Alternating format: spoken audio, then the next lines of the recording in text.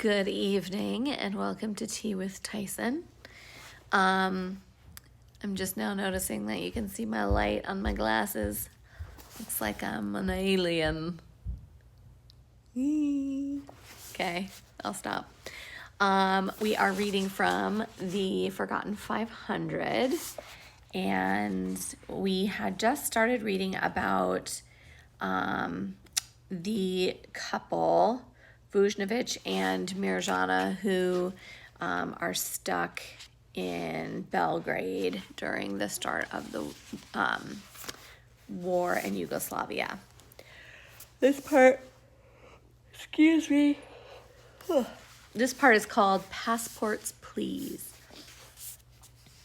It was hard to kiss Mirjana goodbye, but he knew it was for the best, and he had every intention of seeing her again.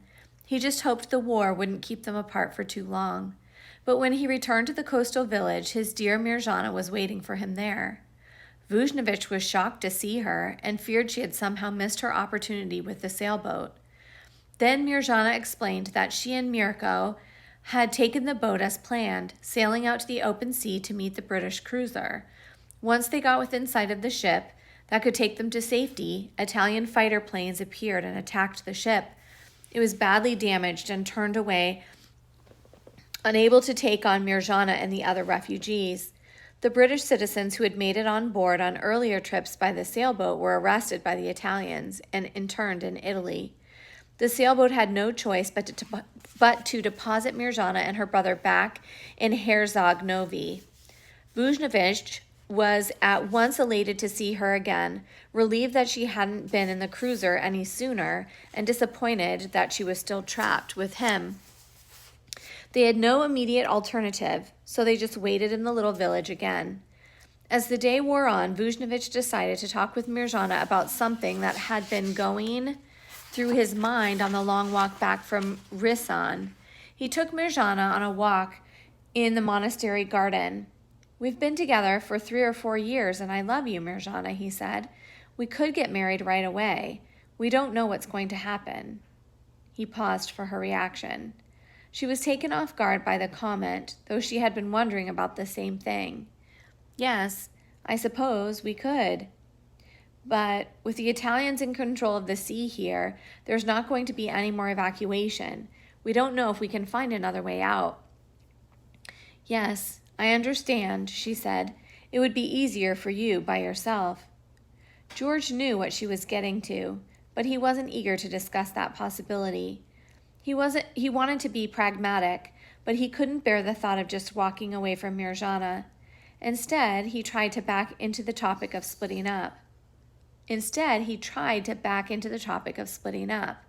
"Well, if we get married, don't expect me to be faithful for 5 or 10 or 15 years. I wouldn't last that long," he said, unable to look her in the eye as he spoke. "I may find someone else. You may find someone else. Who knows? It's human nature." In truth, it wasn't the fidelity that worried him. He just couldn't stand the idea of being without Mirjana again. It was easier to talk practically about what the future might bring rather than tell her how deeply it would hurt him to lose her again. Less painful to feign an attack of confidence in his fidelity than to admit that he would be heartbroken. Vujnovic was troubled by what he was suggesting. Mirjana understood, and she spared him the pain of having to say it himself. "Yes, well, you can get out, George. Maybe that's for the best," she said, her voice stronger than she felt inside. "I'll find a way, and then we can be together again." Vujnovic was disturbed by even be discussing this. He didn't want to leave Mirjana behind, but the situation was dire. This wasn't a time for blind romance. Mirjana felt the same way. She didn't want to be separated from George, but she didn't want him to stay in danger when he was free to leave. She didn't say anything for a long moment, and George spoke again. "Without a passport, you'll never get out through any regular route. I'd have to leave without you and come back sometime, whenever I could." The unspoken follow-up was, "And hope you're still alive." They both knew what could happen if Mirjana stayed behind. She was scared, but couldn't bear to ask him to stay with her. He couldn't bear the thought of leaving her. They held each other for a long time, neither one wanting to say what had to be said, but both knowing.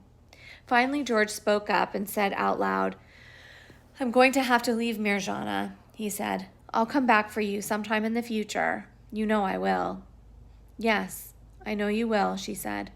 She couldn't help crying, even though she was trying hard to be strong. "As soon as I can, Mirjana, I promise. After the war, we'll be together again." Vujnovic knew that Herzog Novi no longer offered any possibility of escape, so he agreed with other Americans in the village, including several reporters, that it was time to move on.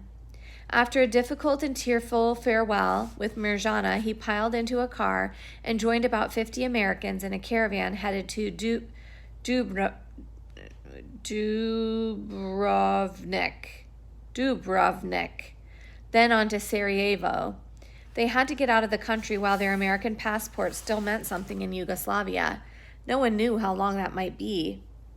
It was late evening when the Americans reached Sarajevo, located in a valley in eastern Yugoslavia, surrounded by the Dinaric Alps and situated around the Miljacka River.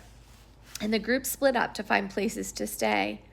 Vujnovic went to a small hotel and asked the desk clerk if a room was available, and much to his surprise, the answer was yes. Noting Vujnovic's American accent, the clerk asked for his passport. Vujnovic reached into his coat pocket and fumbled for the all-important document. It wasn't there. He couldn't believe it. It's not here," he stammered, bewildered as how he could have lost it. An armed guard sitting near the clerk's desk suddenly became interested. The man was one of the Ustash, the rebels who had taken control of Croatia and Bosnia under the German occupation. They were known for being cruel and unpredictable, sort of like auxiliary versions of the Nazis themselves. The guard stood up and looked sternly at Vujnovic, who was still fumbling in his pockets, frantically looking for the document. "Show me your passport," the guard yelled. Vujnovic explained again that he had one, but couldn't find it at the moment. He was growing more and more distressed as each pocket came up empty. "Maybe he's a spy," the guard said to the clerk. "Spies can be shot. It's better than arresting them." Vujnovic didn't know what to do, so he kept looking through the pockets he already knew were empty. At the mention of shooting him, several other Americans spoke up and tried to vouch for Vujnovic, waving their own American passports and insisting that he was just another American trying to get home. Among those trying to defend Vujnovic were a U.S. consul officer and Ray Brock, a reporter for the New York Times. They were arguing with the guard, and he withered under the American onslaught. After a moment, he relented and agreed to let Vujnovic stay in the hotel that night. "You can find your passport," he said to Vujnovic, "but if you do not have it tomorrow, you will be arrested." Vujnovic was only partly relieved. He still had no idea where his passport was, and he knew that the guard would not be deterred the next morning. He spent a frantic night searching through his belongings and trying to think back to where he had seen his passport last. He slept hardly at all as he pondered what would happen in the morning. He thought about trying to run off during the night, but he was sure that the guard or his cohorts would spot him. That would guarantee a bad outcome. And then at 6:30 a.m., there was a knock on the door. Vujnovic jumped at the sound and his heart went to his throat. It must be the guard coming for my passport, he thought. He was annoyed by last night's confrontation and wants to arrest me right away. Vujnovic slowly went to the door and opened it, surprised to see the chauffeur of the car he had been riding in standing there.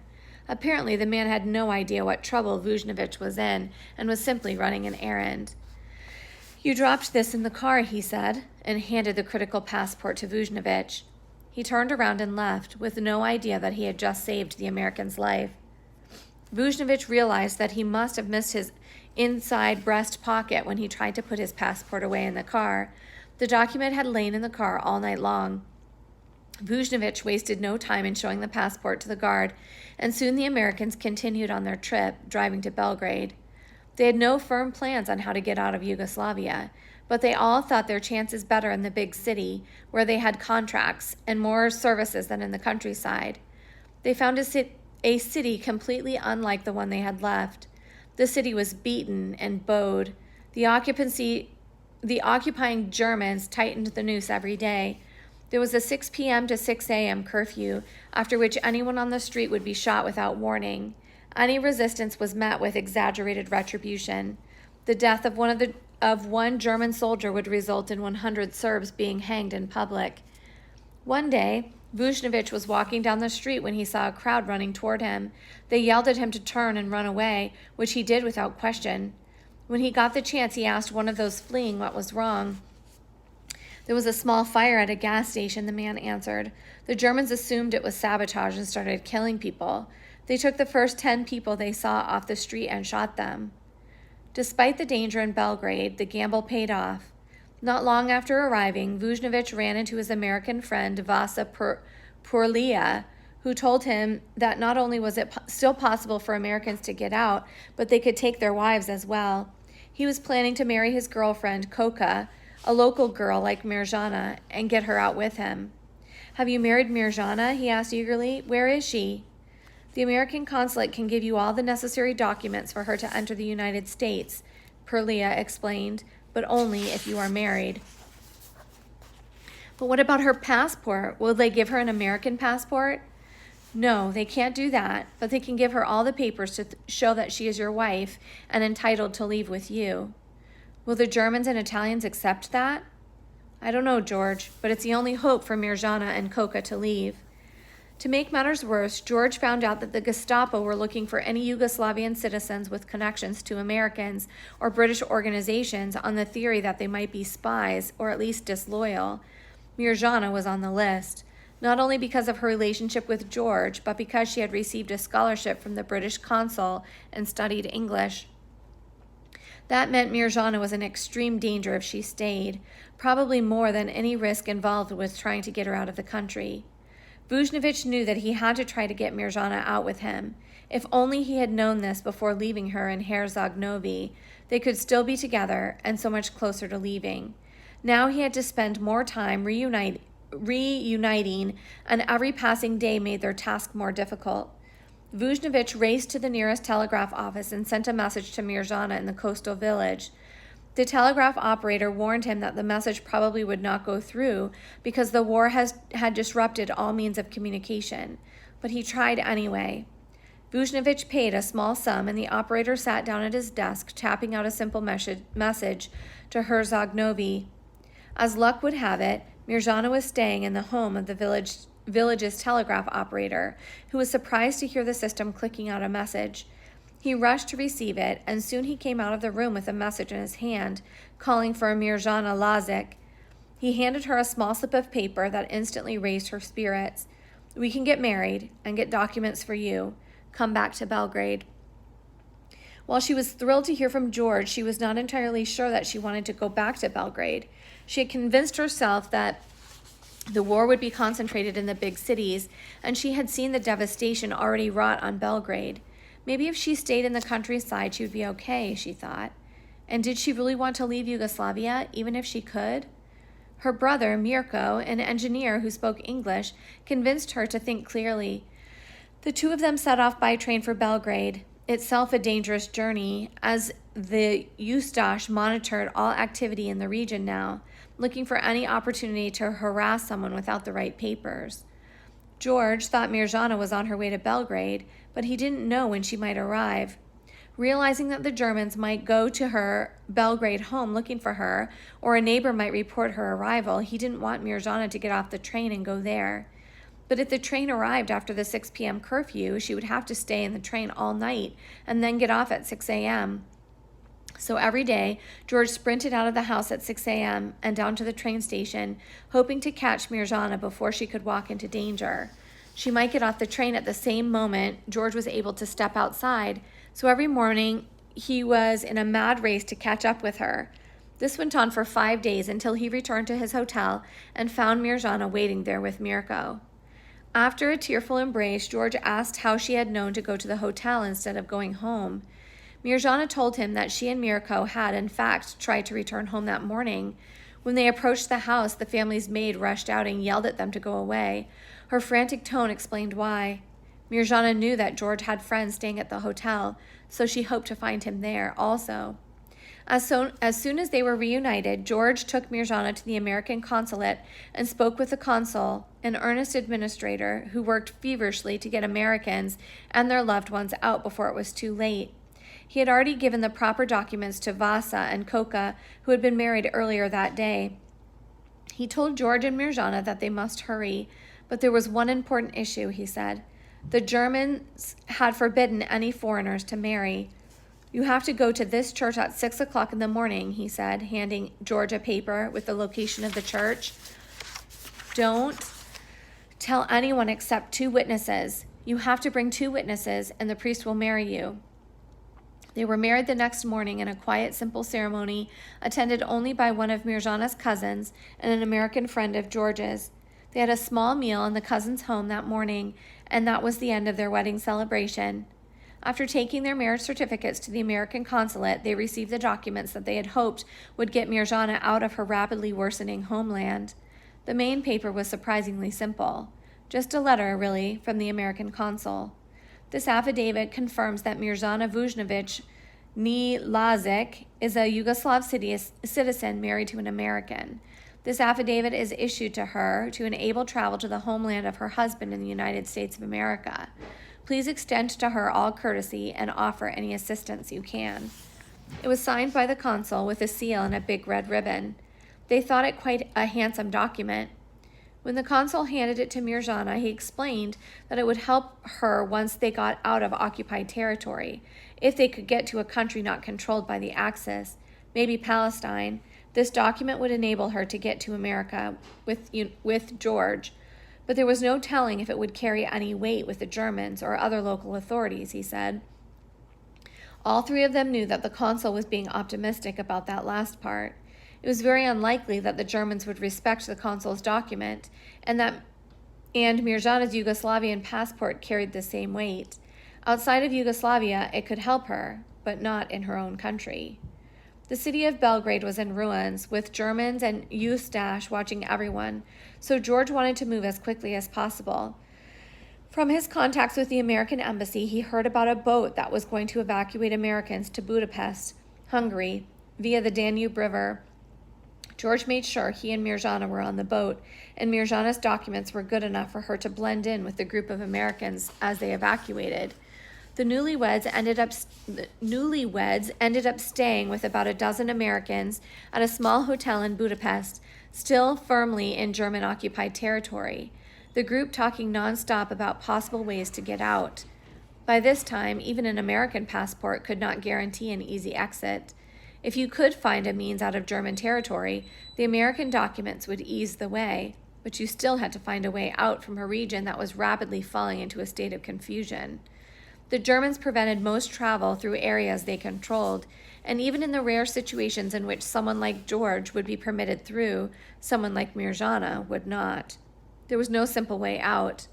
Like the thousands of others trying to flee Yugoslavia, George and Mirjana had to be creative. Some of the group wanted to try going to Switzerland through occupied territory and then on to southern France, the extreme southern part of the country not yet occupied by German soldiers. From there, they might get a boat to Spain and to Portugal. But after some investigation, they realized the Germans would not allow them to travel to Switzerland through their occupied territory. The Americans didn't know where to go or how to get home. George and Mirjana were worried that they had waited too long to get out. Maybe George should have just gone on his own, Mirjana thought. Their break came when George was exchanging his Yugoslavian money for Hungarian, thinking out loud about possible routes to the United States. The old man changing his money offered a suggestion that had not occurred to the Americans yet. "Why don't you fly out of the country?" he said. "You can fly south to Bulgaria. Bulgaria is not at war, so you can get away from there more easily." If he was right, this could be exactly what George and Mirjana had been waiting for. He made a few phone calls and found out that there was a regular flight that went from Budapest to, of all places, Belgrade, and then on to Sofia, Bulgaria. If he could get on that flight, they might escape occupied territory. He took Mirjana to the airport and tried to buy 2 seats on the plane, but only to be told that there was only 1 seat available each day from Budapest. They were desperate by this point, so they discussed going separately, Mirjana one day and George the next. But the problem was that Mirjana really could not travel without George because they would check her papers in Belgrade and arrest her for trying to leave the country without permission. Even with George at her side, there was doubt about whether her papers from the American consul would be enough to get her through. Without George, she would almost certainly be arrested. They were dejected again. They could not escape this way together, but it might be their only chance to get out. They seriously considered flying separately, with George going first and vouching for Mirjana along the way, telling the authorities that his wife was following him the next day. They still didn't like the idea, but they felt they had no other choice. The next day, Saturday, July 12, George and Mirjana were in bed in the small Budapest hotel when the phone rang. It was the Lufthansa calling the number George had left just in case something changed. The airline said that they had 2 seats open from Budapest that day instead of 1. Would they like to book the flight? George said, yes, please, book those seats for us. He and Mirjana were thrilled that they would finally make it out of occupied territory. George hurried to find a way to change some money from Hungarian pengo, which would be used after they left, to American dollars. He had to wake up the Minister of Finance in Budapest to make it happen, but he was able to convert about $1,000. Mirjana, meanwhile, was trying to figure out what to take from the suitcases they had been lugging around since first leaving Belgrade. Lufthansa would allow only 22 pounds apiece. When George returned, they took 2 small suitcases with them to the office in Budapest, leaving all of their belongings behind. The airline drove them to the airport, where they boarded a Lockheed Lodestar, a graceful twin-engine airliner with 12 seats in 4 rows of 3 across. George and Mirjana were eager to get on the plane and make the final leg of their roundabout journey out of Yugoslavia, but they were anxious also. Mirjana's documents might not be enough to get them through, and they knew it depended mostly on who was checking. If they only had a cursory look by local authorities in Belgrade, there might not be a problem. But if German authorities wanted to take a closer look, Mirjana could be spotted as a wanted person by the Gestapo. They would arrest her, and then George couldn't stand to think too much about what might happen to her. They were the last people to board the airplane, and the only 2 seats available were not together. One was open in the front and one in the back. George and Mirjana didn't mind as long as they could get on their way, so they parted, and George took the seat in the rear, knowing that this might be the bumpier ride. Mirjana sat up front next to a somewhat plump but well-dressed woman. They both tried to relax as the plane taxied down the runway and rose into the air. The plane hadn't been aloft long before George sensed something was amiss. From his seat in the rear, he could see Mirjana moving about in her seat. Restless, it seemed, and the woman next to her appeared to be helping her. The woman had a wet cloth she was holding to Mirjana's head while she patted the young woman on the back.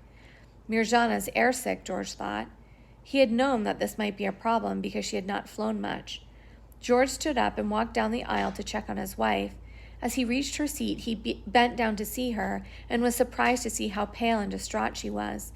The woman in the next seat smiled at George and gave a sympathetic nod to Mirjana, taking the cloth away from the sick woman's forehead so that the couple could speak. George immediately tried to comfort her. Mirjana, what's happening? She looked up at him, far more sick than he expected to see her, and said, I feel terrible, George. Why are you so sick? He asked. It's just the plane. You won't be sick for long. Mirjana didn't reply right away, and then she motioned for George to lean down closer. He did, and Mirjana leaned in to whisper in his ear, hoping the sound of the airplane engines would prevent anyone from overhearing. Do you know who this is next to me? Mirjana whispered. George looked over at the woman who was quietly reading a book. He shook his head slightly to indicate he had no idea. It's Mrs. Goebbels, Mirjana whispered intently, almost breaking into tears as she said it. The wife of Joseph Goebbels. George, I'm going to be arrested when we get to Belgrade. Okay, for those of you who don't know, he was one of the Nazis that is known as being a horrific person. There wasn't much George could say to Mirjana without causing a scene, so he just whispered to her that everything would be fine and to try and relax. He kissed her on the forehead and walked back to his seat, stunned at the incredible bad luck of his wife sitting on a plane next to Magda Goebbels, the First Lady of the Third Reich, wife of the fiery and charismatic propaganda minister Joseph Goebbels, a top leader in the Nazi movement. Adolf Hitler was a witness at their wedding, and in the 1930s, Magda bore six children for Goebbels. With Hitler remaining unmarried, she was promoted to the First Lady of the Third Reich. The Goebbels clan presented to the public as the model family for Germany. She looked like such a kind woman, Buzhnevich thought, but he knew better. In Hitler's bunker at the war's end in 1945, this kind-looking woman would kill her 6 children, one after another, by crushing a cyanide capsule into their mouths. This was at the end of the war, so this hadn't happened yet. As he took his seat in the back of the plane, George could see that Mirjana was growing more and more upset. Magda Goebbels was playing the concerned mother, putting the cool cloth to Mirjana's forehead and hugging her around the shoulders. George could only imagine how the woman's touch made his wife more ill, but more important, he kept thinking about what would happen when they reached Belgrade. Surely George Goebbels' wife would be greeted by German guards, who probably would want to take a look at the passengers on this flight about to leave occupied territory. Exactly what were they trying to avoid, he thought. There was nothing they could do to change what would happen at the airport in Belgrade. For the rest of the 45-minute flight, George could only sit and watch while his wife was comforted to no avail by the most revered woman in the Third Reich. As the plane touched down in Belgrade for refueling, it appeared Mirjana was near collapse, the stress of the moment about to overwhelm her. But he could do nothing without arousing suspicion, so he waited for the door of the rear of the plane to open, and then he was one of the first to exit. His heart sank as he saw a German officer there waiting to check passports. He handed his over to the officer, and the officer let him pass. George stood nearby waiting for Mirjana, hoping this wasn't going to be the last time that they saw each other. All of the other passengers came out the rear door, the officer checking each passport, and when finally George could see Mirjana coming down the aisle, Magda Goebbels, arm underneath hers, helping steady the sick woman. As they came to the door, the officer called out, "Passports, please," as he had with everyone else. Chester, you're going to have to get down. No, get down. You stay down.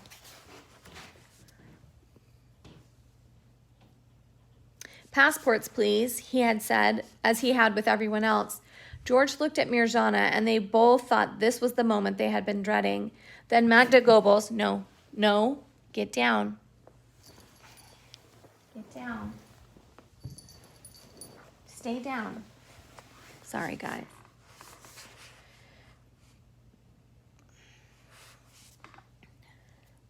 Then Magda Goebbels shouted crossly at the officer. "What do you mean, passport?" she said sternly, in the tone of a woman used to be raiding Nazi officers and getting away with it. "This is the wife of that man standing there next to you. She's sick. Help me with this woman, or you will hear it from me." The officer did as he was told and helped Mirjana out of the plane, forgetting all about the passports. Mirjana walked to George, and they embraced, no one around them knowing why they were so relieved. Magda Goebbels wished them well and went toward the airport terminal.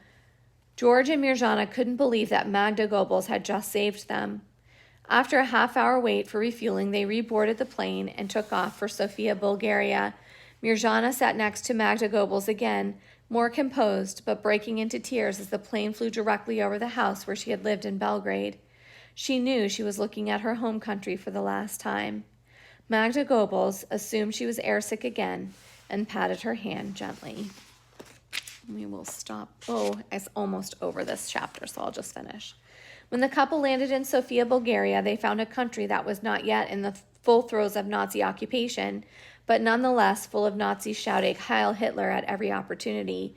They stayed for 2 days until George could change more money at a bank on Monday, and then they took the train to Svilengrad, a village of no more than a dozen little houses.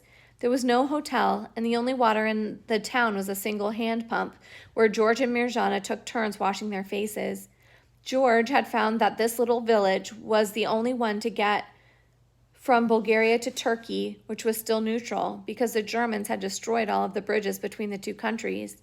The only remaining way to get out was a little strip of land near Stalingrad. The only trouble was that the Germans didn't want anyone leaving Bulgaria for Turkey, so that strip of land was mined. The locals had found a path through the minefield, and for a fee they would show George and Mirjana where it was. The villagers took their passports and luggage, and when they arrived, to make sure that they wouldn't head off in search of the path on their own. When a local villager drove George and Mirjana to the border the next morning, he pointed out the ribbons marking the safe path and made it clear that they must stay between them. They could see evidence of where mines had exploded on either side. George and Mirjana were scared, but they knew that this is what they had come for. This was their way to freedom. George handed the driver the equivalent of $25, a tremendous sum of money for a poor villager in 1941, and received their passports and luggage in return. Hand in hand, they gingerly walked the 100 yards from Bulgaria to Turkey, taking about 15 minutes and hoping the villagers knew what they were talking about. As they got to the end of the path, Turkish officers were there to greet them. One officer took George and Mirjana's passports, looked at them and the other document Mirjana carried, and handed them back. "Welcome to Turkey," the man said. And we will stop there for today. I will see you guys tomorrow.